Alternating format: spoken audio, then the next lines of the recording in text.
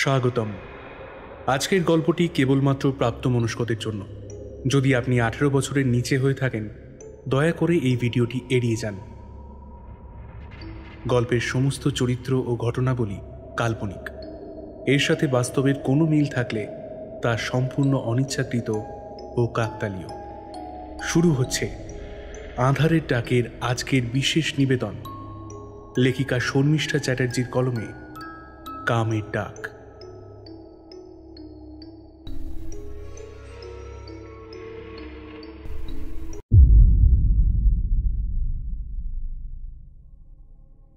বিক্রম, এই বিক্রম, বিক্রম, ঘুম থেকে ওঠো, ওঠো ঘুম থেকে।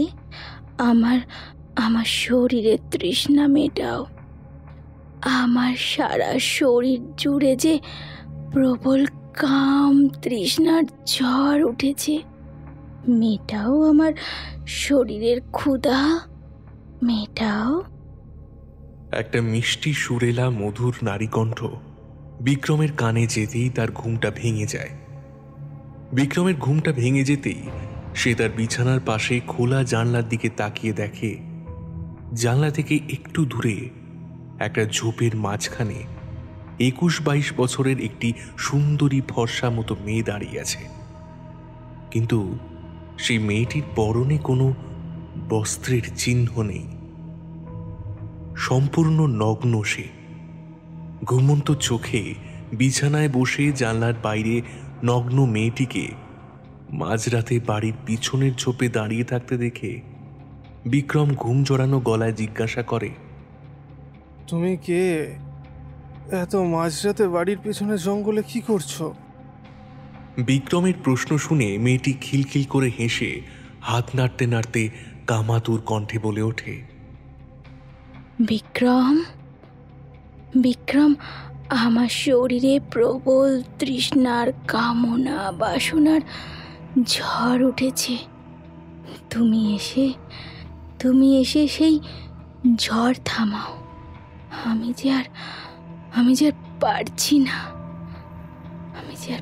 না, বিক্রম।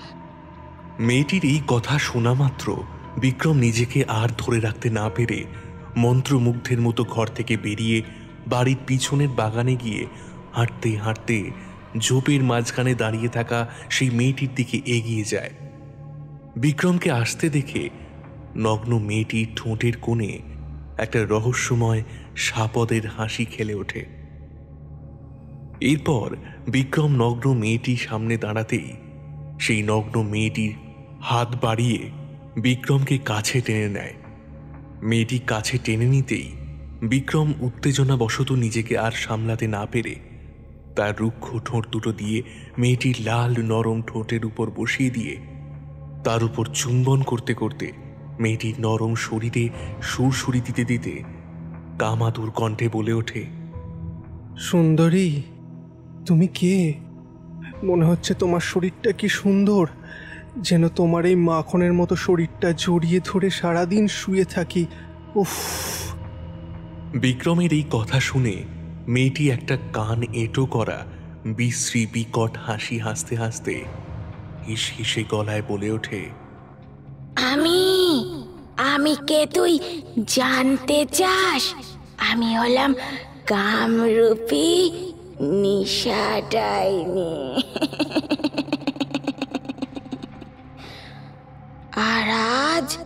আর আজ তোকে এখানে কিসের জন্য ডেকে এনেছি জানিস?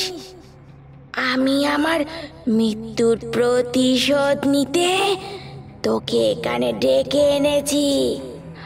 আজ তোদের মতো কতগুলো নর পশুর জন্য আজ আমার এই অবস্থা হয়েছে। মেয়েটির হিস হিসে গলায় এই কথাগুলো শুনে বিক্রম মেয়েটির নগ্ন বুকের মাঝখান দিয়ে মুখটা তুলে মেয়েটির দিকে তাকাতেই দেখে কিছুক্ষণ আগে তার সামনে যে অসামান্য সুন্দরী রূপবতী মেয়েটা দাঁড়িয়েছিল, সেই একই মেয়েটা আর নেই। সেই মেয়েটার জায়গায় কালো ভয়ঙ্কর দেখতে এক বিকট দর্শনধারী মহিলা নগ্ন অবস্থায় দাঁড়িয়ে আছে। নগ্ন মেয়েটির স্তন ও যোনি থেকে শুরু করে সারা শরীরের নানা জায়গা থেকে লাল কালচে রক্ত ঝরে ঝরে মাটিতে পড়ছে এবং নগ্ন মহিলাটি তার লাল জ্বলন্ত আগুনের গোলার মতো ক্ষুব্ধ চোখ দুটো নিয়ে বিক্রমের দিকে তাকিয়ে আছে। আর একটা কান এঁটো করা বিশ্রী হাসি হাসছে। বিক্রম অপরূপ সুন্দরী মেয়েটার ওই ভয়ঙ্কর বীভৎস রূপ আর চোখের ওই ক্ষুব্ধ চাহনি দেখে সম্বিত ফিরতেই সে ভয়ে যেই ওখান থেকে পালিয়ে আসতে যাবে, অমনি ভয়ঙ্কর রূপধারী ডাইনিটা এক হাত দিয়ে বিক্রমের ঘাড় চেপে ধরে, তারপর অন্য এক হাত দিয়ে এক টানে বিক্রমের ধর থেকে মুন্ডুটা ছিঁড়ে নেয়। বিক্রমের ধর থেকে মুন্ডুটা ছিঁড়ে নিতেই বিক্রমের শরীরটা মাটিতে ধপ করে পড়ে যায়। তারপর দু একবার শরীরটা কাঁপতে কাঁপতে একসময় স্থির হয়ে যায়। বিক্রমের শরীরটা স্থির হয়ে যেতে দেখে সেই ভয়ঙ্কর বীভৎস রূপধারী ডাইনিটা বিক্রমের কাটা ছেঁড়া মুন্ডুটা মুখের সামনে তুলে সেই বিশ্রী হাসি হাসতে হাসতে বলে, এই ধীরাজপুর রাজবাড়িতে যেই অবিবাহিত পুরুষ আসবে সে এই নেশার কবলে পড়ে মরবে, নেশার কবলে পড়ে মরবে।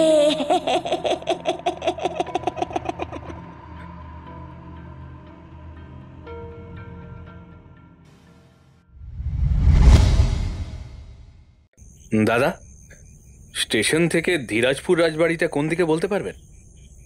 অভিনবর কথাগুলো কানে যেতেই রিক্সাওয়ালাদের মধ্যে একজন মধ্যবয়স্ক রিক্সাওয়ালা ঠোঁট থেকে বিড়িটা সরিয়ে অভিনবর দিকে তাকিয়ে ভয় মিশ্রিত কণ্ঠে আমতা আমতা করে বলে উঠল, দাদা আরেকবার বলুন তো, কোথায় যাবেন? কোন রাজবাড়ি? ধীরাজপুর রাজবাড়ি।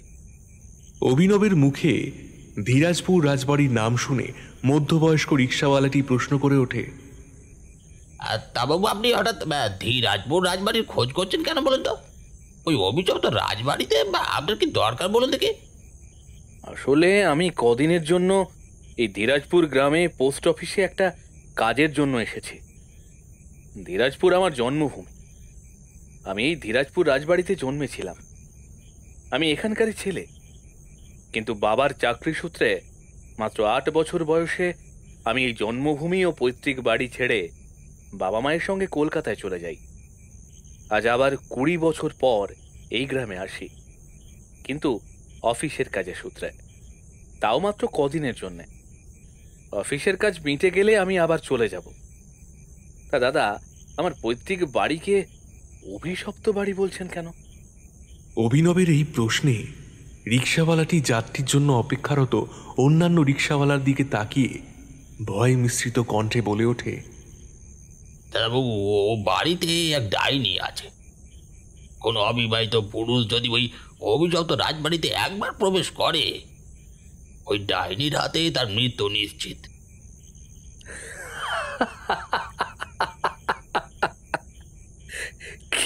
কি বললেন দাদা? আমার পৈতৃক বাড়িতে ডাইনি?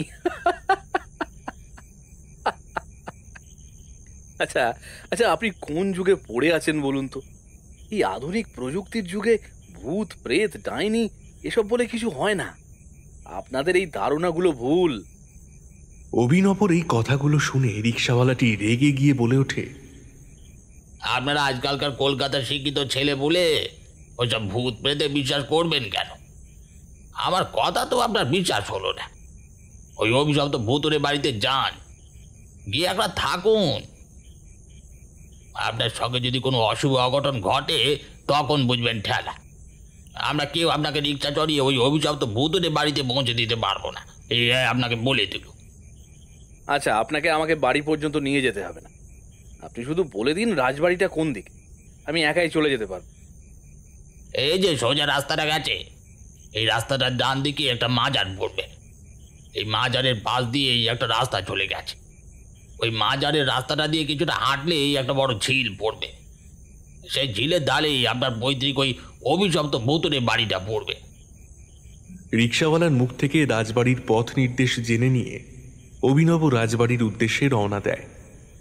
অভিনবকে রাজবাড়ির উদ্দেশ্যে রওনা দিতে দেখে রিক্সাওয়ালাটি ভয় মিশ্রিত গলায় বলে ওঠে,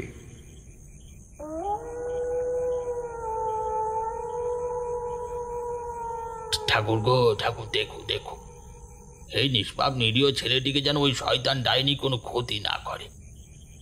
মাংসের বাটির মধ্যে পরোটাটা ডুবিয়ে অভিনব যেই মুখে তুলতে যাবে, ঠিক তখনই বলাই গ্লাসে জল ঢালতে ঢালতে বলে ওঠে, দাদাবাবু, রাতে আপনি একটু সাবধানে থাকবেন। ঘরের বাইরে থেকে আপনার নাম ধরে কেউ ডাকলে বেরোবেন না কিন্তু। ঘরের বাইরে থেকে কেউ ডাকলে বেরোবো না কেন? আর তুমি সাবধানে থাকতে বলছো কেন? আচ্ছা, এখানে কি চোর ডাকাতের উপদ্রব আছে নাকি? অভিনবের প্রশ্ন শুনে বলাই ঘরের চারিদিকে তাকাতে তাকাতে ভয় মিশ্রিত গলায় বলে ওঠে, না না দাদাবাবু, চোর ডাকাতের উপদ্রব নেই, নেশার উপদ্রব আছে। রাত হলে সে আসে। নিশা? সে আবার কে? নেশা হলো এক ডাইনি দাদাবাবু। ওই রাজবাড়িতেই থাকে। ও অবিবাহিত যুবকদের সর্বনাশ করে। রাত হলেই তাকে ঘুরতে দেখা যায় এই রাজবাড়িতে। তাই নাকি? এখন তো রাত হয়েছে, কই তাকে তো দেখতে পাচ্ছি না। বলাই আবার ঘরের চারিদিকে তাকিয়ে ভয় মিশ্রিত গলায় বলে, আসবে, সে সময় হলেই আসবে। আপনি বেশি দেরি করবেন না, তাড়াতাড়ি খাওয়া দাওয়া সেরে শুয়ে পড়ুন, কারণ ওর আসার সময় হয়ে এসেছে। তুমি যে তখন থেকে কি বলছো তা আমি কিছুই বুঝতে পারছি না। এই গ্রামে যখন থেকে এসেছি সেই থেকে আমার এই পৈতৃক বাড়ির নামে নানা ধরনের খারাপ কথা শুনতে পাচ্ছি। তোমরা যে এই রাজবাড়ির নামে কেন খারাপ কথা বলছো কে জানে। অভিনবের কথা শুনে বলাই আর কিছু বলে না, চুপ করে থাকে। এরপর অভিনব রাতের খাওয়া শেষ করে ঘরে গিয়ে অফিসের কাজের জন্য ল্যাপটপ ব্যাগ থেকে যেই ল্যাপটপটা বের করতে যাবে, তখন হঠাৎ দৃষ্টি চলে যায় বিছানার পাশে খোলা জানলার দিকে। খোলা জানলার দিকে অভিনবের দৃষ্টি যেতেই সে দেখে রাজবাড়ির পিছন দিকে যে শ্বেত পাথরের ভাঙা ফোয়ারাটা আছে, সেই ফোয়ারার সামনে 22-23 বছরের এক অপরূপ সুন্দরী যুবতী দাঁড়িয়ে আছে এবং আকাশে গোল রূপলি চাঁদের আলো ছটা যুবতীটির শরীরে পড়ে তার শরীরে ফর্সা দুধে আলতা রাঙা রং যেন ফেটে পড়ছে অন্ধকার রাতের শান্ত স্নিগ্ধ পরিবেশের মধ্যে। যুবতীটির অসামান্য রূপ ও সৌন্দর্য দেখে অভিনব যুবতীটিকে আরো ভালো করে দেখার জন্য জানলার সামনের দিকে এগিয়ে যায়। জানলার সামনের দিকে এগিয়ে যেতেই অভিনব দেখে যুবতীটি পরনে যে সাদা রঙের শাড়িটি পরে আছে, সেই শাড়ির ভিতরে কোনো অন্তর্বাস নেই।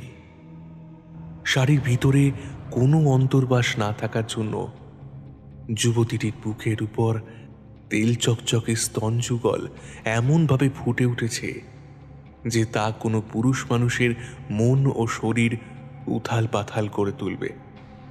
মনে মনে সেই যুবতীটিকে ভোগ করার কামনা বাসনা জাগবে।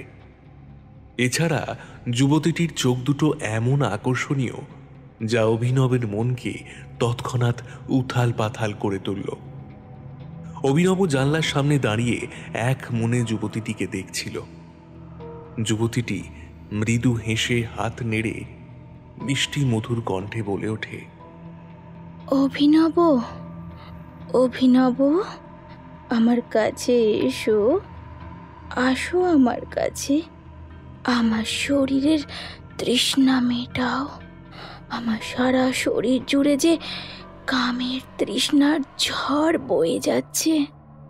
যুবতীটির এরকম কথা শুনে অভিনব কিছু একটা প্রশ্ন করতে যাচ্ছিল, কিন্তু পরক্ষণেই সে দেখে যে সেই যুবতীটি ফোয়ারার সামনে দাঁড়িয়ে নেই।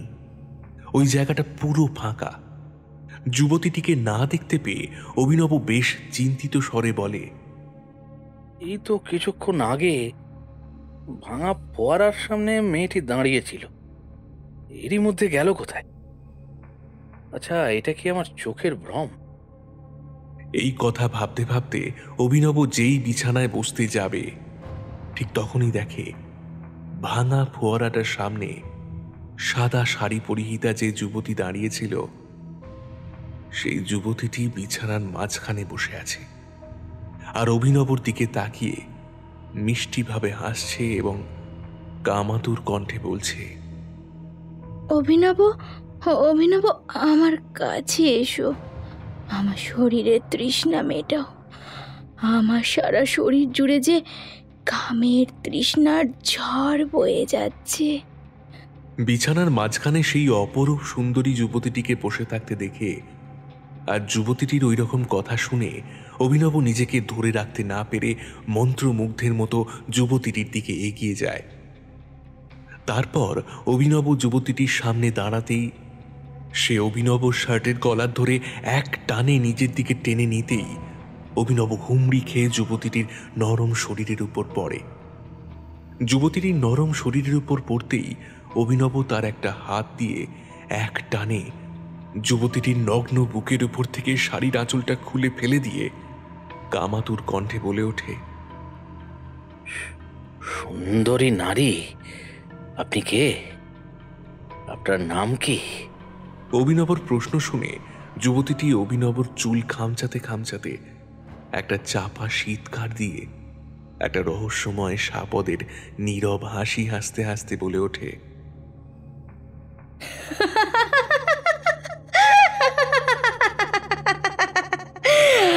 আমি আমি নিশা, এই রাজবাড়িতেই থাকি। আমাকে কেউ ভালোবেসে আদর করার নেই। তুমি তুমি আমাকে ভালোবাসবে, ভালোবাসবে আমাকে, ভালোবাসবে আমাকে, আদর করবে, আদর আদর করবে আমাকে, ভালোবাসবে, হ্যাঁ ভালোবাসবে।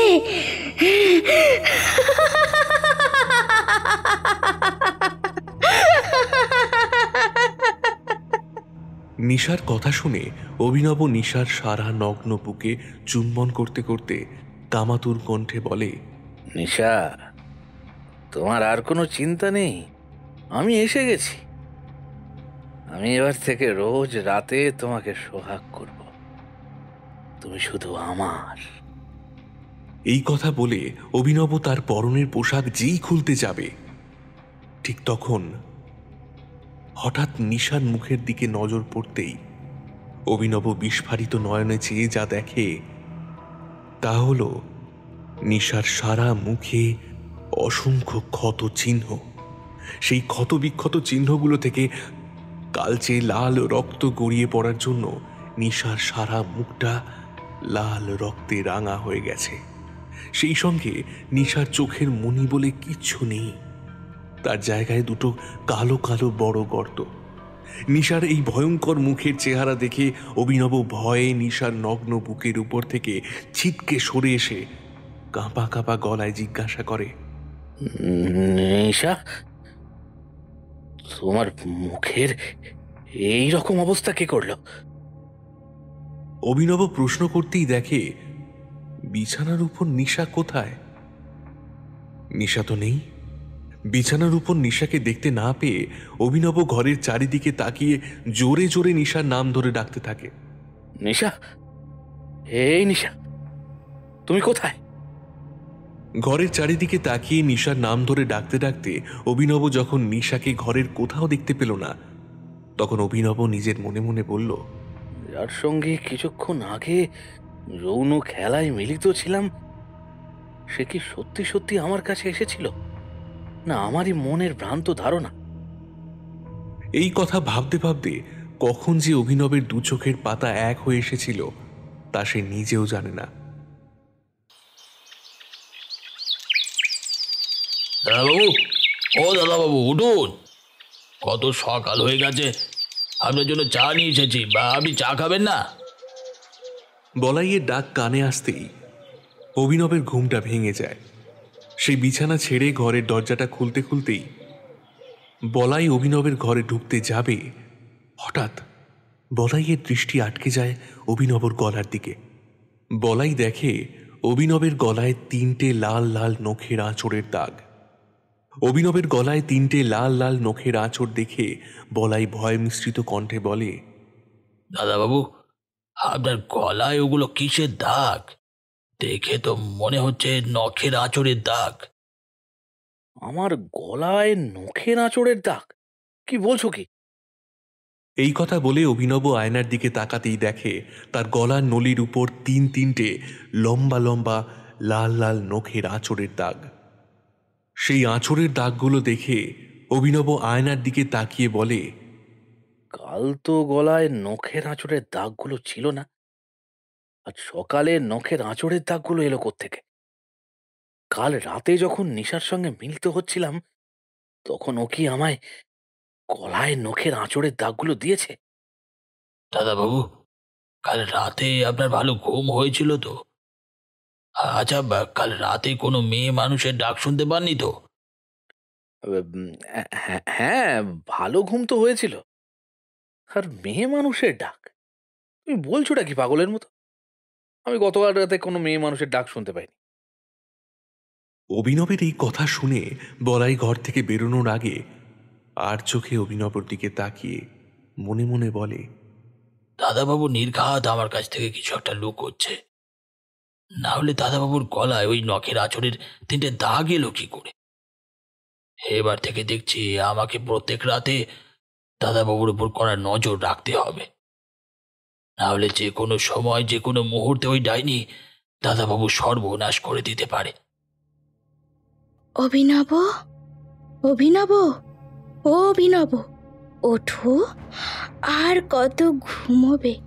দেখো, দেখো, তোমার নিশা তোমার কাছে এসেছে।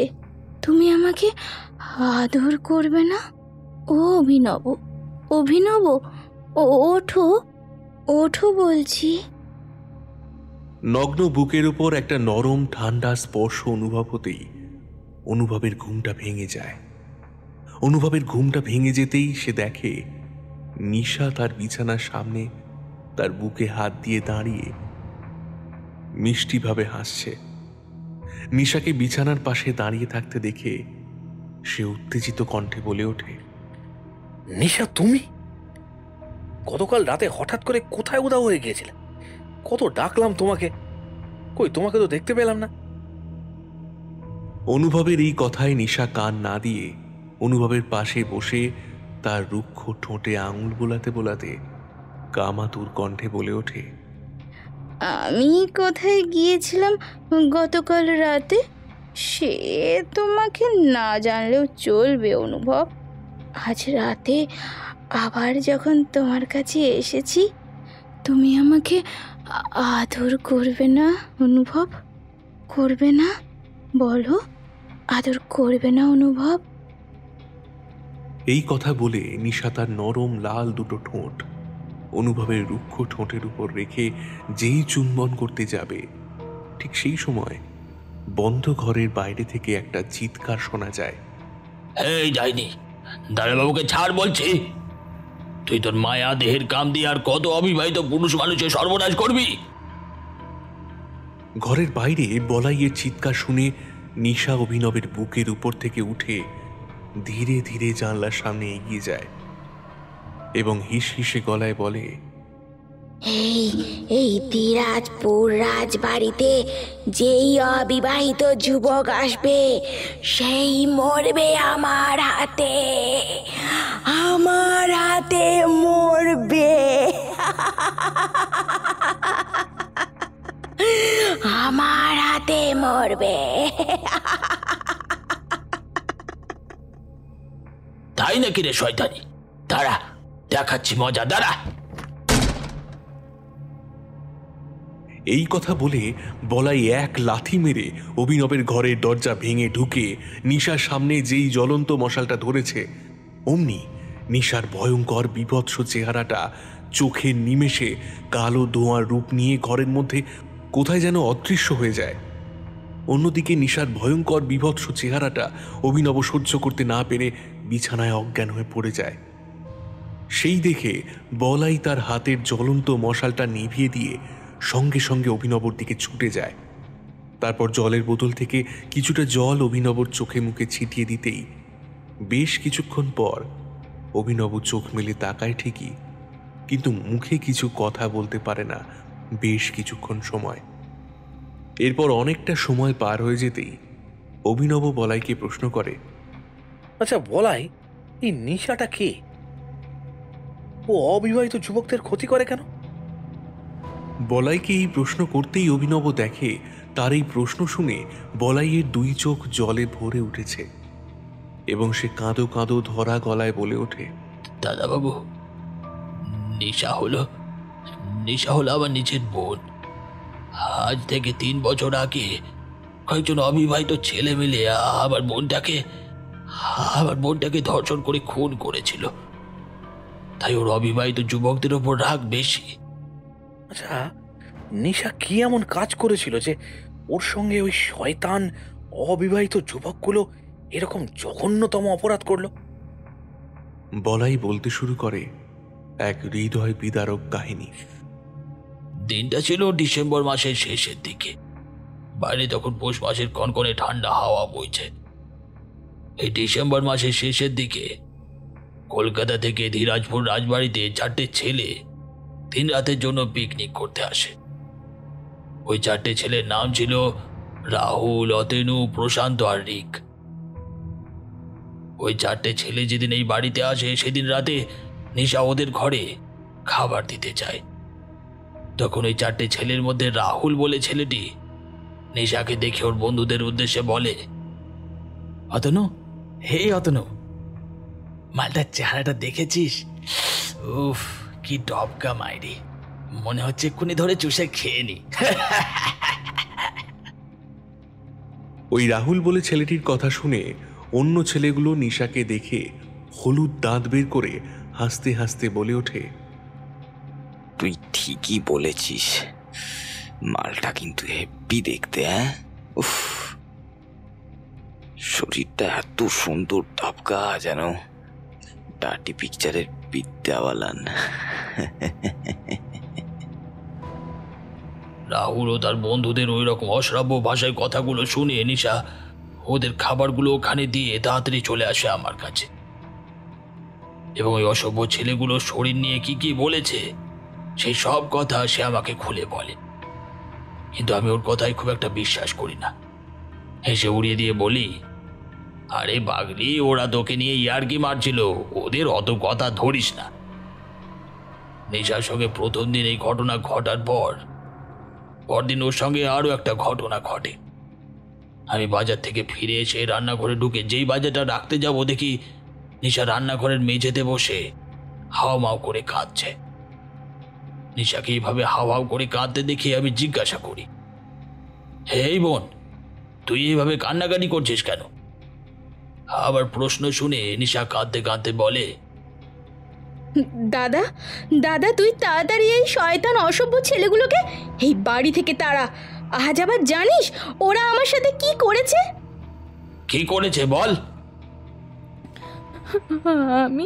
আমি কিছুক্ষণ আগে কলঘর থেকে স্নান সেরে বারান্দা দিয়ে হাঁটতে হাঁটতে যখন নিজের ঘরে ঢুকতে যাব, দেখি কি আমার ঘরের দরজার কাছে অতনু আর রিক দাঁড়িয়ে আছে। আর তারা আমার দিকে তাকিয়ে ফিক ফিক করে হাসছে। রিক তার ঠোঁটের ওপর জিভ বোলাতে বোলাতে বলল, এই অতনু, মালটাকে দেখ, স্নান করে ভিজে গায়ে কি সুন্দর না লাগছে। উফ, দেখেই তো মনে হচ্ছে মালটাকে ভিজে ভালো লাগবে। রিকের কথা শুনে অতনু একটা শয়তানি হাসি হাসতে হাসতে আমার দিকে এগিয়ে আসে। তারপর হঠাৎ করে আমার হাতটা চেপে ধরে ওর ঠোঁটের কাছে আমার হাতটা নিয়ে গিয়ে আদর করতে পারে। একদম ঠিক বলেছিস রিক, চল দুজনে মিলে মালটাকে ভোগ করি, চল। এই কথা বলে জানোয়ার দুটো মিলে আমাকে টানতে টানতে আমার ঘরে নিয়ে গিয়ে দরজা বন্ধ করে দেয়। আমাকে পুরো নগ্ন করে আমার শরীরটাকে নিয়ে বেশ কিছুক্ষণ সময় ধরে দুজনে মিলে করে দাদা। দাদা দাদা রে, তোর যদি আমার কথা বিশ্বাস না হয়, দেখ দেখ আমার ঘাড়ে, গলায়, পিঠে কত নোকের আঁচড়ের দাগ দাদা, দেখ তুই।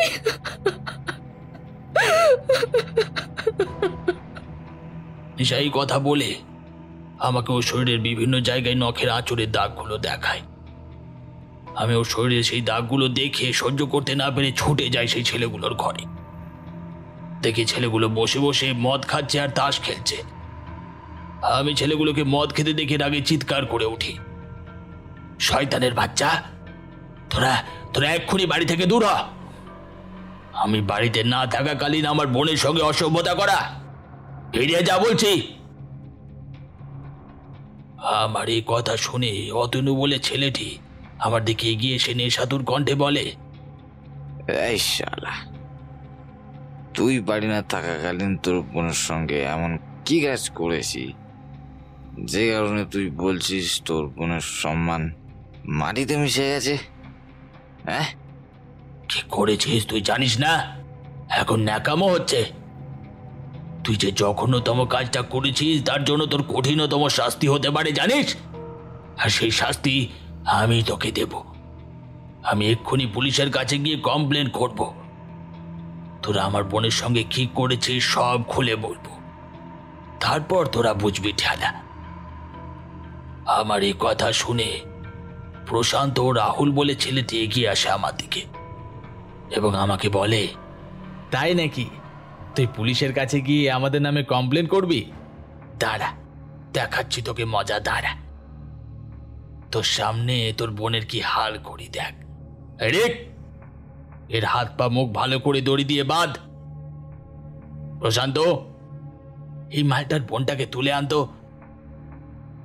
ও দেখুক ওর সামনে ওর বোনের কি অবস্থা করি আমি।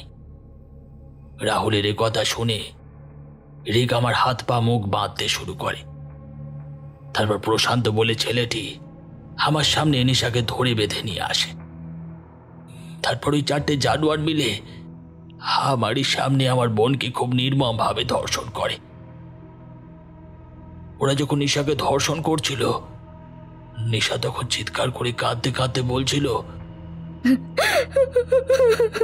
দাদা দাদা আমাকে বাঁচা, দাদা দাদা আমাকে বাঁচা, ওরা আমার সর্বনাশ করে দিল, দাদা আমাকে বাঁচা, দাদা আমাকে বাঁচা।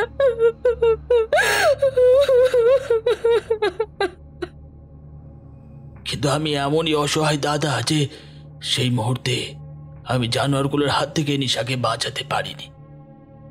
আমারই সামনে ওরা নিশাকে ধর্ষণ করে খুন করে পালায়। এই ঘটনা 2 মাস পর আপনারই মতো একটা বাবু এই গ্রামের স্টেশন মাস্টারের চাকরি নিয়ে আসে এবং তিনিও ধীরাজপুর রাজবাড়িতে থাকতে শুরু করে। তার নাম ছিল অপূর্ব। অপূর্ব দাদাবাবু রাজবাড়িতে আসার 2 সপ্তাহ পর একদিন সকালবেলা আমি তার ঘরে জল খাবার দিতে গেছি। তখন হঠাৎ কথায় কথায় আমাকে জিজ্ঞাসা করেন, আচ্ছা বলাই, রাত হলে এই রাজবাড়িতে কার কান্নার আওয়াজ শোনা যায় গো? এই 5 দিন হলো আমি প্রতিদিন মাঝরাত করে একটা কান্নার আওয়াজ শুনতে পাচ্ছি। অপূর্ব দাদাবাবুর কথা শুনে আমার ভুরু কুঁচকে যায়। অবাক গলায় প্রশ্ন করি, আপনি প্রতিদিন মাঝরাতে কান্নার আওয়াজ শুনতে পাচ্ছেন? কিন্তু কার কান্নার আওয়াজ? হ্যাঁ রে বলাই, আমি প্রতিদিন রাতে একটা মেয়ে মানুষের কান্নার আওয়াজ শুনতে পাচ্ছি। অপূর্ব দাদাবাবুর কথা শুনে আমি খানিকটা অবাক হই, কিন্তু তার কথায় খুব একটা বিশ্বাস করতে পারি না। এরপর সেদিন রাতে আমি কুয়োতলায় রাতের খাওয়া এঁটো বাসনগুলো মাজছি। তখন হঠাৎ একটা গোঙানির আওয়াজ শুনতে পাই। কে যেন গোঙাতে গোঙাতে বলছে, কে আছো, কে আছো, আমাকে বাঁচাও, ওই ডাইনি আমাকে মেরে ফেললো। গোঙানির আওয়াজটা আমার কানে ভেসে আসতেই আমি বাসন মাজা থামিয়ে উঠে পড়ি। উঠোনের এদিক থেকে ওদিকে খোঁজার চেষ্টা করি যে গোঙানির আওয়াজটা কোন দিক থেকে আসছে। বেশ কিছুক্ষণ ধরে আওয়াজটা সূত্র খোঁজার পর বুঝতে পারি গোঙানির আওয়াজটা বাড়ির পিছন দিক থেকে আসছে। বাড়ির পিছন দিক থেকে গোয়ানির আওয়াজটা পেতেই আমি সঙ্গে সঙ্গে বাড়ির পিছন দিকে যেতেই দেখি বাড়ির সামনে যে ফোয়ারাটা আছে সেই ফোয়ারাটার সামনে অপূর্ব দাদাবাবু হাত পা ছড়িয়ে অজ্ঞান অবস্থায় পড়ে আছে, আর গোঙাতে গোঙাতে চোখ বন্ধ অবস্থায় বলছে, এ আছো, আমাকে বাঁচাও, ওই ডাইনি আমাকে মেরে ফেললো। অপূর্ব দাদাবাবুর এই অবস্থা দেখে আমি সঙ্গে সঙ্গে তার কাছে ছুটে যাই। তাকে জিজ্ঞাসা করি তার কি হয়েছে, তিনি কেন এমন করছেন, কিন্তু তিনি আমার কোনো প্রশ্নেরই জবাব না দিয়ে চোখ বন্ধ অবস্থায় গলায় হাত দিয়ে সেই একই কথা বলতে থাকে। অপূর্ব দাদাবাবুর এই অবস্থা দেখে আমি তাকে ঘরে তুলে নিয়ে আসি। তাকে ঘরে বসিয়ে চোখে মুখে জলের ছিটে দিই। বেশ খানিকক্ষণ পর তিনি চোখ মেলে তাকাতেই ধড়বড় করে বিছানায় উঠে বসেন। তারপর ঘরের চারিদিকে তাকাতে তাকাতে চিৎকার করে বলতে থাকেন, আমি আর এই রাজবাড়িতে থাকবো না। এই রাজবাড়িতে একটা ডাইনি থাকে, ওই ডাইনিটা আমাকে মেরে ফেলবে। অপূর্ব দাদাবাবুর এই কথা শুনে আমি তাকে জিজ্ঞাসা করি যে তাকে কোন ডাইনি মেরে ফেলবে, তার কি হয়েছে। আমার প্রশ্ন শুনে অপূর্ব দাদাবাবু তখন ধীরে ধীরে আমাকে বলতে শুরু করলেন। বলাই, আমি রাতের খাওয়া দাওয়া সেরে প্রতিদিনকার নিয়মের মতো তোমাদের রাজবাড়ির পিছনের বাগানে একটু হাঁটতে গিয়েছিলাম। আমি যখন বাগানে হাঁটাহাঁটি করছি তখন হঠাৎ আমার আপনা থেকেই দৃষ্টি চলে যায় তোমাদের রাজবাড়ির পিছনের বাগানে যে ভাঙা পরাটার পাশে সাদা রঙের বসা বেদির দিকে। সাদা বেদির দিকে আমার দৃষ্টি যেতেই আমি দেখি ওই বেদির উপর সাদা শাড়ি পরিহিত একটি অপূর্ব সুন্দরী মেয়ে বসে আছে, আর আমার দিকে তাকিয়ে মিষ্টিভাবে হাসছে আর বলছে, আসুন আসুন, আমার আমার কাছে আসুন। মেয়েটির কথা শুনে আমি মেয়েটার দিকে এগিয়ে গিয়ে ওর সামনে বসতেই মেয়েটি আমার আরো কাছে এগিয়ে এসে তার দুই হাত দিয়ে আমার মুখের আদল চেপে ধরে আমার চোখে চোখ রেখে কামাতুর কণ্ঠে বলে উঠল, আমাকে শান্ত করো তুমি। আমার শরীরে যে গামের ঝড় উঠেছে, আমি যে আর পারছি না, আমাকে শান্ত করো। এই কথা বলে মেয়েটি আমাকে জড়িয়ে ধরতেই আমিও মন্ত্রমুগ্ধের মতো মেয়েটিকে জড়িয়ে ধরে ওর ওই সুন্দর শরীরে মিষ্টি ঘ্রাণ যখন চোখ বন্ধ করে অনুভব করতে শুরু করি, ঠিক সেই সময় আমার পিঠে একটা তীব্র যন্ত্রণা অনুভব হতেই আমার সম্বিত ফেরে। আমি চোখ খুলে তাকাতেই যা দেখি তা হলো আমি এতক্ষণ ধরে যে সুন্দরী মেয়েটাকে জড়িয়ে ধরে শরীরের ঘ্রাণ অনুভব করছিলাম, সেই সুন্দরী মেয়েটার জায়গায় এক কুৎসিত ভয়ঙ্কর বিভৎস দেখতে এক নারী মূর্তি বসে আছে। ও আমার দিকে ক্ষুব্ধ জ্বলন্ত দৃষ্টি দিয়ে তাকিয়ে ফ্যাস ফেসে গলায় বলছে, ভোগ ভোগ আমার শরীরটাকে তোরা ভোগ করবি। দাঁড়া দাঁড়া, ভোগ করাচ্ছি, দাঁড়া। মরবি মরবি তুই আমার হাতে, এক্ষুনি মরবি। আমার শরীর ভোগ করা না, হ্যাঁ? তুই মরবি, তুই মরবি। এই কথা বলে কুৎসিত ভয়ঙ্কর বিভৎস দেখতে মেয়েটি দুটো হাত দিয়ে আমার গলাটা টিপে ধরে। মেয়েটি গলাটা টিপে ধরতেই আমি বেদির উপর থেকে উল্টে পড়ে যেতেই ও এক লাফ মেরে আমার বুকের উপর উঠে আমার গলাটা টিপে ধরে আমার শরীরটা ধরে জোরে জোরে ঝাঁকাতে শুরু করে। আর আমি তখন ভয়ঙ্কর বিভৎস দেখতে মেয়েটির অত্যাচার সহ্য করতে না পেরে গোঙাতে শুরু করি। অপূর্ব দাদাবাবুর মুখে ভয়ঙ্কর বিভৎস মেয়েটির কথা শুনে আমি তাকে প্রশ্ন করে উঠি যে মেয়েটি ভয়ঙ্কর রূপ ধরার আগে তাকে দেখতে কেমন ছিল। ওই তো গায়ের রং দুধে আলতার মতো ফর্সা, মুখটা পান পাতার মতো গোল, পটল চেরার মতো দুই চোখ ও ঠোঁট দুটো টিয়া পাখির মতো লাল টুকটুকে। মেয়েটির চেহারা রোগা ছিপছিপে। অপূর্ব দাদাবাবুর মুখে মেয়েটির রূপ ও চেহারার বর্ণনা শুনে আমি তখনই মনে মনে বলে উঠি, তাহলে কি নিশার আত্মা অপূর্ব দাদাবাবুকে মেরে ফেলার চেষ্টা করেছিল? ওর আত্মা কি এখনো এই বাড়িতেই আছে? ও কি এখনো পর্যন্ত মুক্তি পায়নি? এই কথা মনে ভাবতে ভাবতেই আমার হঠাৎ দৃষ্টি দেওয়ালে টাঙানো নেশার ছবির দিকে যায় এবং সেটা দেখে আমার গাটা শিউরে ওঠে।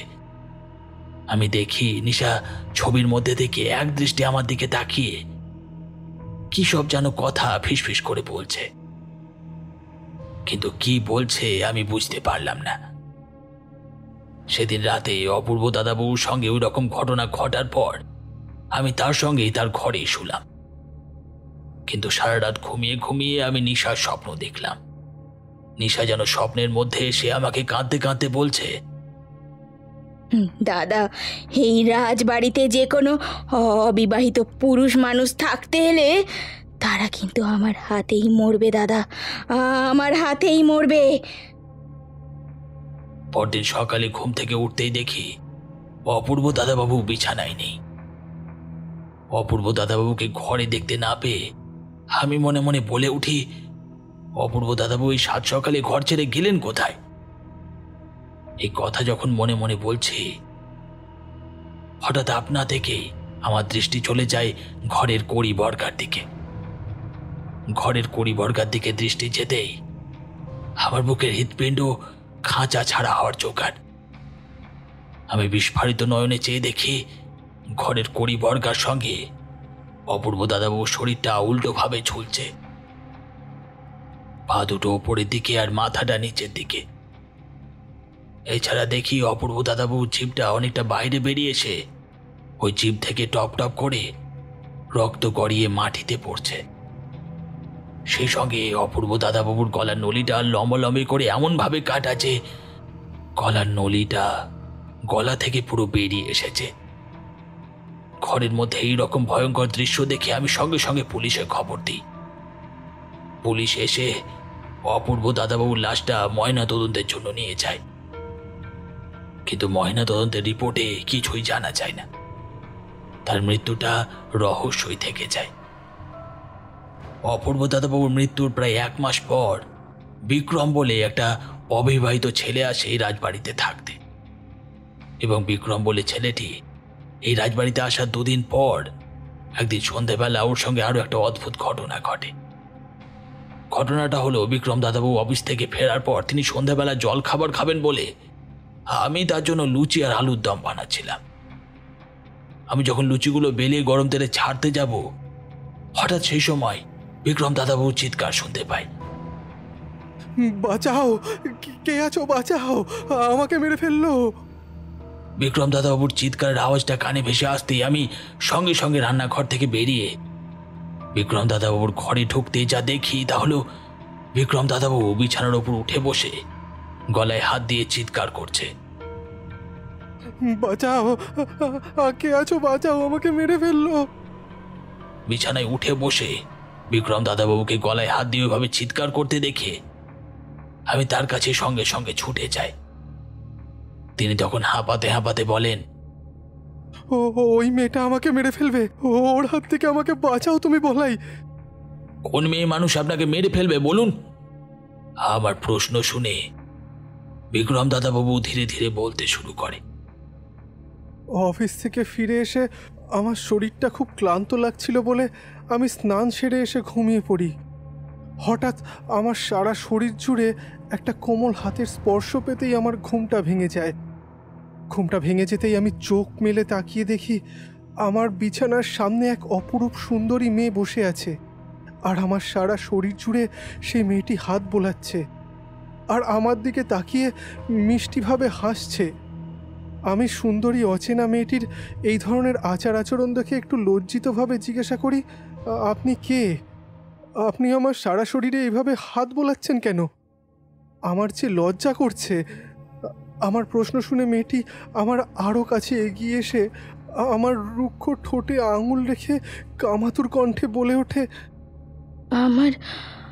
আমার সারা শরীর জুড়ে কামের তৃষ্ণা পেয়েছে।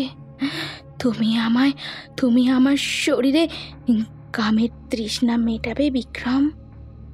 আমি অচেনা সুন্দরী মেয়েটার মুখে আমার নাম শুনে প্রশ্ন করে উঠি, আমার নাম যে বিক্রম আপনি জানলেন কি করে? আপনাকে কে বলেছে? জাদু, আমি জাদু জানি গো, জাদু, আমি জাদু জানি গো। এই কথা বলে মেয়েটি আমার সারা শরীর জুড়ে ওর নরম ঠোঁট দুটো দিয়ে চুম্বন করতে শুরু করে। আমি মেয়েটার চুম্বন সহ্য করতে না পেরে উত্তেজিত হয়ে মেয়েটাকে কাছে টেনে নিয়ে ওকে আদর করতে শুরু করি। হঠাৎ আমার গলায় একটা তীব্র যন্ত্রণা অনুভব হতেই আমি চোখ মেলে তাকিয়ে দেখি, তা হলো আমার নগ্ন বুকের উপরে কুৎসিত ভয়ঙ্কর বিভৎস দেখতে একটি নারী মূর্তি হাত পা ছড়িয়ে বসে আমার গলাটা জোরে জোরে টিপছে আর জ্বলন্ত দৃষ্টি দিয়ে আমার দিকে তাকিয়ে হিসিসে গলায় বলছে, ভোগ ভোগ আমার শরীরটাকে তোরা ভোগ করবি, দাঁড়া দাঁড়া, ভোগ করাচ্ছি।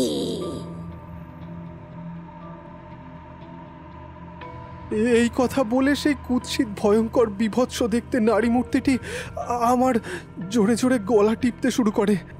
এরপর আমি কোনো রকমে তোমাকে ডাকি, বলাই তোমাকে একটা কথা বলবো, সেই কথা তুমি রাখবে? কি কথা বলুন না। আজ রাতটা তুমি আমার সঙ্গে আমার ঘরে ঘুমোবে। আমার না একা একা ঘুমোতে খুব ভয় করছে, যদি ওই ডাইনি আবার এসে মাঝরাতে আমাকে আক্রমণ করে। আচ্ছা বিক্রম দাদাবাবু, আপনি চিন্তা করবেন না, আমি আপনার সঙ্গে আজ রাতে এক ঘরে ঘুমাবো। এখন অনেক রাত হয়েছে, চলুন খাবার খেয়ে নেবেন। এবার আমি আর বিক্রম দাদাবাবু দুজনে মিলে রাতের খাওয়া দাওয়া সেরে বিক্রম দাদাবাবুর ঘরে যাই। হঠাৎ মাঝরাতের দিকে একটা কচমচ করে কিছু চেবানোর আওয়াজে আমার ঘুমটা ভেঙে যায়। আমার ঘুমটা ভেঙে যেতে চোখ মেলে সামনে যা দেখি তা হলো আমার আদরের বোন নিশা বিক্রম দাদাবাবুর কাটা মুন্ডুটা মুখের সামনে ধরে কচমচ করে চিবিয়ে চিবিয়ে খাচ্ছে, আর একটা কান এঁটো করা হাসি হাসতে হাসতে বলছে, এই দিরাজপুর রাজবাড়িতে যেই অবিবাহিত যুবক আসবে সেই মরবে আমার হাতে, আমার হাতে মরবে, আমার হাতে মরবে। অন্ধকার আলো আঁধারি ঘরের মধ্যে ওই রকম ভয়ঙ্কর দৃশ্য দেখে আমি আমার স্নায়ুর ওপর নিয়ন্ত্রণ রাখতে না পেরে অজ্ঞান হয়ে পড়ে যাই। পরদিন সকালে জ্ঞান ফিরতেই আমি আবার আগের মতোই পুলিশে খবর দিই। পুলিশ এসে বিক্রম দাদাবাবুর লাশটা ময়না তদন্তের জন্য নিয়ে যায়। কিন্তু অপূর্ব দাদাবাবুর মতো বিক্রম দাদাবাবুর মৃত্যুর রহস্যটা পুলিশ খুঁজে না পেলেও আমি একমাত্র জানি যে বিক্রম দাদাবাবুকে কে খুন করেছে। বিক্রম এবং অপূর্ব দাদাবাবু এই দুজনের মৃত্যুর পর থেকে যে যে অবিবাহিত ছেলে এই ধীরাজপুর রাজবাড়িতে থাকতে এসেছে তারা সবাই নিশার অতৃপ্ত প্রেতাত্মার কবলে পড়ে মরেছে। অভিনব বলাইয়ের মুখ থেকে নিশার সম্পর্কে সব ঘটনা শুনে এক রাতও ধীরাজপুর রাজবাড়িতে না কাটিয়ে সেই দিন রাতেই তল্পিতলবা গুছিয়ে ধীরাজপুর রাজবাড়ি ছেড়ে যখন আসতে যাবে, ঠিক তখনই অভিনবের হঠাৎ দৃষ্টি আটকে যায় রাজবাড়ির 3 তলার ছাদের দিকে।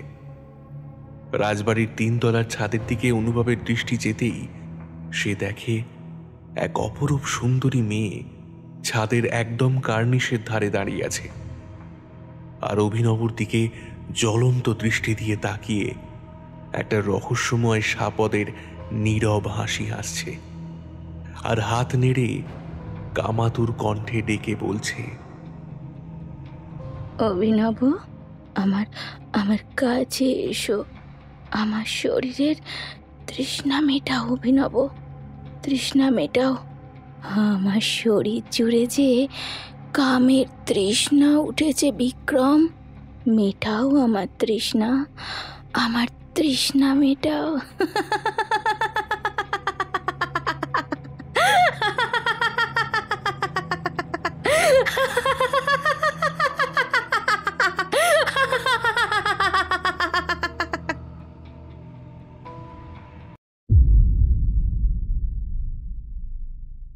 এতক্ষণ আপনারা শুনছিলেন লেখিকা শর্মিষ্ঠা চ্যাটার্জির কলমে কামের ডাক। গল্প পাঠে এবং গল্পের সূত্রধর আমি দেবাঞ্জন। অন্যান্য চরিত্রে প্রত্যুষা, কৌশিক, প্রিয়াংশু এবং অতনু। সাউন্ড ডিজাইনে PS প্রোডাকশন। গল্পটা শুনে আপনাদের কেমন লাগলো তা অবশ্যই জানাতে ভুলবেন না। কমেন্টে আপনাদের মতামত আর পরামর্শ লিখে জানান। যদি গল্পটা ভালো লেগে থাকে তাহলে একটি লাইক দিন, বন্ধুদের সঙ্গে শেয়ার করুন, আর আমাদের চ্যানেলটি সাবস্ক্রাইব করতে ভুলবেন না। নতুন গল্পের আপডেট পেতে বেল আইকনটাও ক্লিক করে রাখুন। আপনাদের ভালোবাসাই আমাদের অনুপ্রেরণা। আবার দেখা হবে আরও এক নতুন রোমাঞ্চকর গল্প নিয়ে। সবাই ভালো থাকুন, সুস্থ থাকুন।